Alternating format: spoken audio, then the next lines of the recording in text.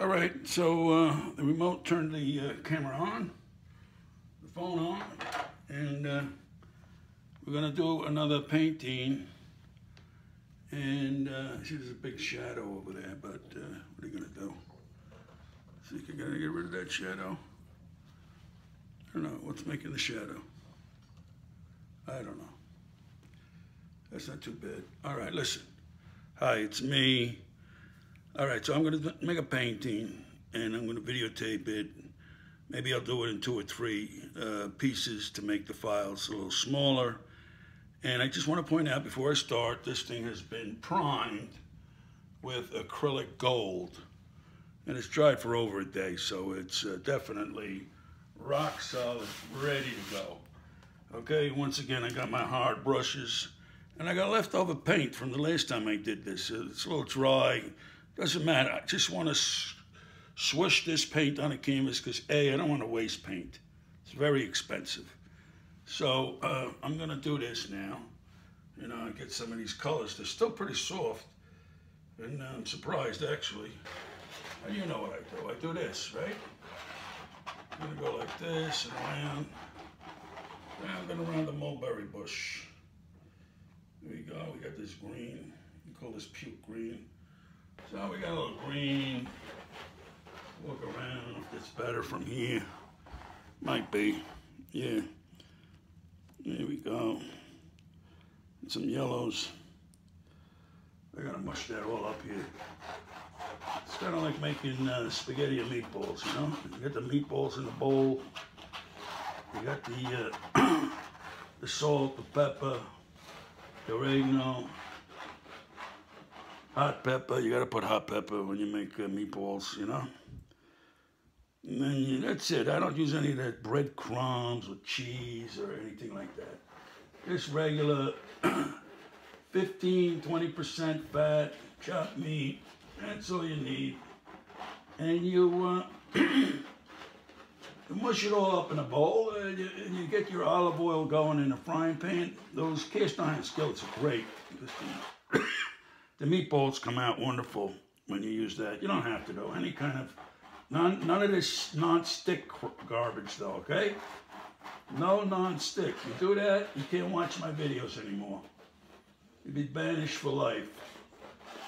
Anyway, what you can do is keep mushing the paint around like this. All right? I don't know if I got any blue. We need some blue in here. Here's some blue. Okay. Yeah, we don't know. I have no idea what I want to do here either, by the way. Today, I'm totally in the dark. These always look like Chinese characters to me. You know, that's what they look like. Sometimes I think you could just stop right now and say it's done. You know? But people aren't going to go for that. But, you know, basically, you could say it's done. Now, the meatballs, you're going to keep turning them and turning them. You don't want to put a cover on them. You want to keep you got to keep turning them, make those meatballs get done. And when you think they're done, take one of them out, put it in a dish, and let it cool down a bit, and then go over to that red wine that you got waiting for this. It's waiting and waiting. You pour yourself a glass of that red wine, and you cut into that meatball. And if it's done, you'll know right away. If it's not, then you let it sit a little while.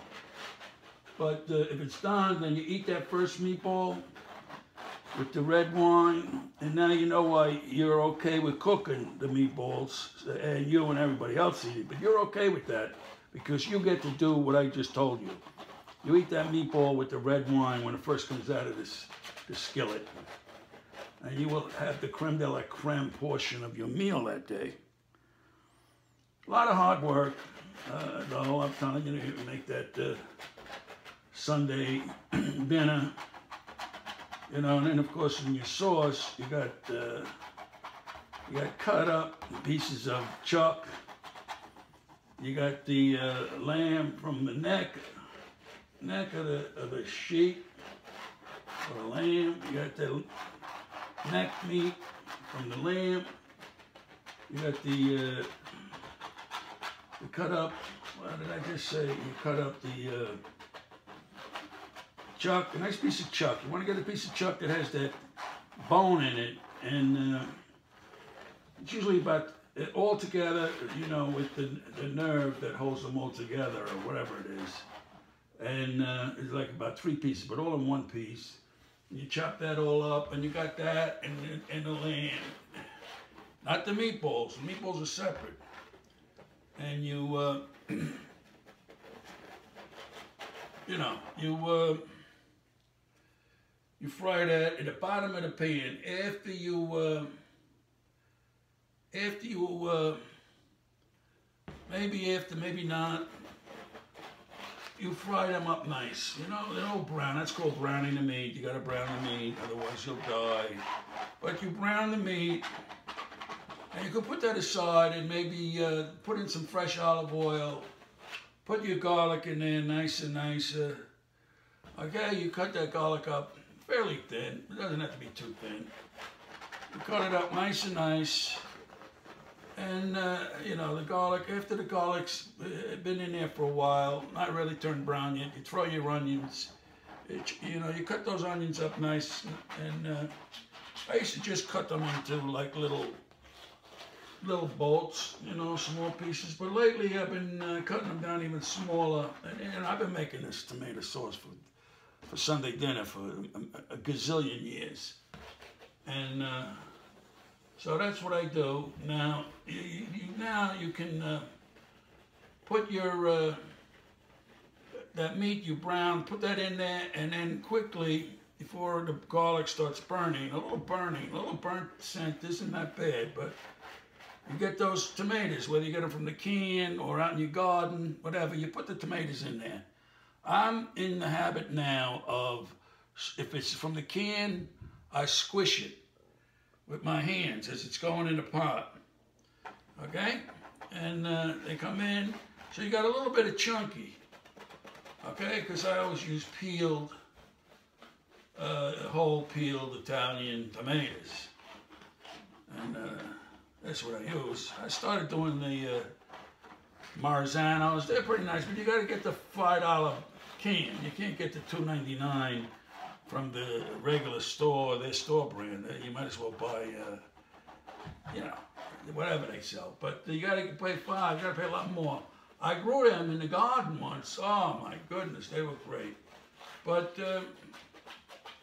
so you squished up the tomatoes, they're in there, nice. Now you can put that meat that you had set aside, the chuck and the lamb, the neck bones of the lamb. You put that in there. In with the tomatoes. Don't touch the meatballs yet. Leave them in the skillet that you cooked them in. Okay? And you put your salt, your pepper in the in with the tomatoes. Salt, pepper, oregano, lots of oregano. Red pepper, oh yes, you gotta have red pepper. You know, red pepper is not just about giving you a little heat. Okay, red pepper brings out the flavor too. You gotta know that, all right? And so you gotta put your crushed red pepper, you know, the dried crushed red pepper. And you gotta put the oregano, plenty of oregano. And if you're like me, you've been growing basil all summer long, and you dried it, and you have it in a container. You get some of that dried basil, you put it in your hand, you crush it up some more, you put that in. I mean a handful, nice. Now, I don't care how many dried basils you buy in the supermarket, it doesn't taste like that, okay? And even the fresh basil, you chop it up and put it in during the summertime, it doesn't get exactly what you get with the dried basil. I think it's just so much more intense, the dried basil from your garden. So you got to get that. You got to have sage, 3, 4, 5 leaves maybe. You cut that up, chop it up nice. You like to get that middle vein out of that sage. And you chop it up all nice, throw that in. And then you got to put your bay leaf in there, maybe 3 nice bay leaves, and you're ready to go. Chop up some parsley. By the way, you would have put parsley in with the meatballs when you were mixing it all up. If you don't do that, you know, it's not that great. But you got to put a lot of parsley. The parsley should be sticking out of the edges. There's so much of it, the edges of the meatball. You put that parsley in the tomato sauce. And once again, all these purists are going to tell you don't put the seasoning in till the end. Oh, yeah, because what is it going to do? Grow legs and walk away? Baloney.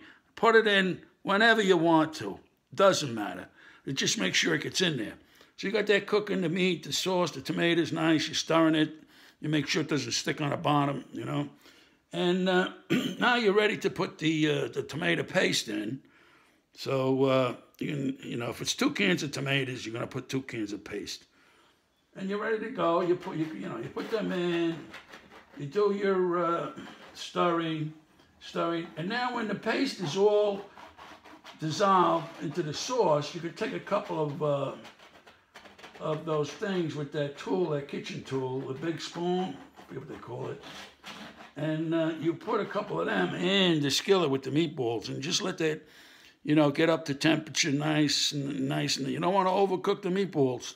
That's a sin, you know. And there's you can't get away. If you do that, it's a sin. You're done. Okay. If you make the meatballs dry and they're not tasty, it's done.